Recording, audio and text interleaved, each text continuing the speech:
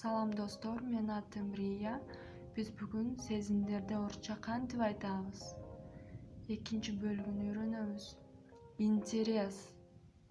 Интерес, кызыгуу. Очарование, өзүнө тартуу, сыйкырдоочу күч. Разочарование, көңүл калуу, иренжүү. Вдохновение, көңүл эргүү. Любовь, сүйүү. Удовольствие, рахаттануу. Счастье, бакыт.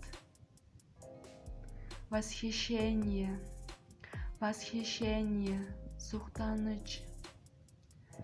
Решительность, чечкиндүүлүк. Умиротворение, тынчтык. Благодарность, алкыш.